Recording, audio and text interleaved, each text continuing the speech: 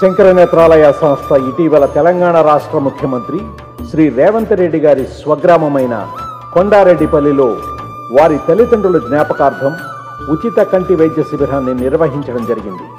ఇది తెలంగాణలో శంకర నేత్రాలయ సంస్థ నిర్వహించిన 20వ కంటి శిబిరం.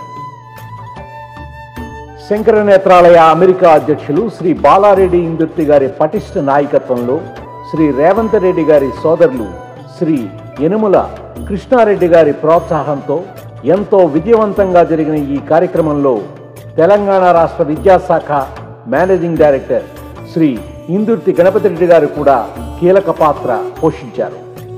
ఈ సందర్భంగా ముఖ్యమంత్రి శ్రీ రేవంత్ రెడ్డి గారు శంకర నేత్రాలయ సంస్థకు మరియు ఈ కార్యక్రమానికి సహాయ సహకారాలు అందించిన ప్రతి ఒక్కరిని అభినందించారు.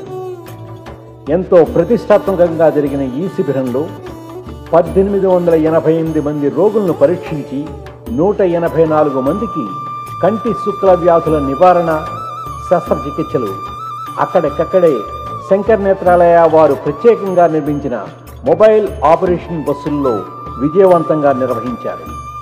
శ్రీ యనుమల రాజశేఖర రెడ్డి మరియు శ్రీ యనుమల వేమారెడ్డి గారు ఎంతో సమర్థవంతంగా ఈ వైద్య శిబిరాన్ని నిర్వహించి ఉచిత భోజన సదుపాయాన్ని కూడా అందజేశారు.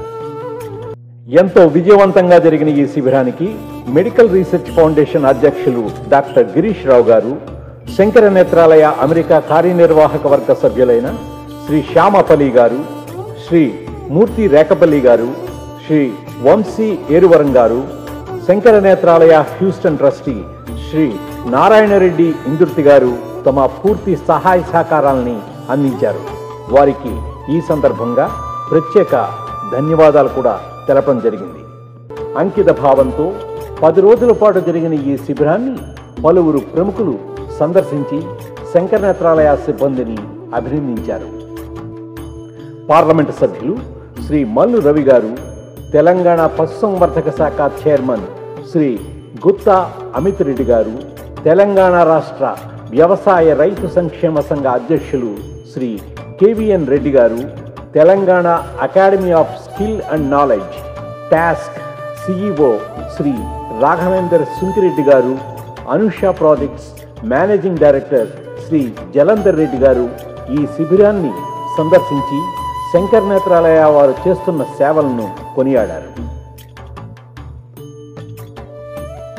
కొండారెడ్డిపల్లి మరియు పరిసర ప్రాంత గ్రామ ప్రజలు శంకర నేత్రాలయ సంస్థ అందించిన సేవలు ఎంతో విలువైనవని, తమ జీవితాలలో సరికొత్త వెలుగు నింపిందని తమ కృతజ్ఞతలు తెలియజేశారు.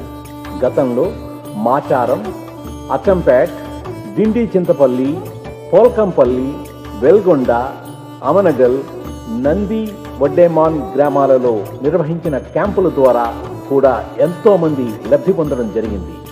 భవిష్యత్తులో మరిన్ని శిబిరాలు ఏర్పాటు చేసి పేదవారిని ఆదుకోవాలని, ప్రభుత్వ పరంగా కూడా శంకర నేత్రాలయ సంస్థ చేస్తున్న ఈ ప్రజాహిత కార్యక్రమాలకు పూర్తి సహకారం అందించాలని తమ ఆశాభావాన్ని వ్యక్తం చేశారు.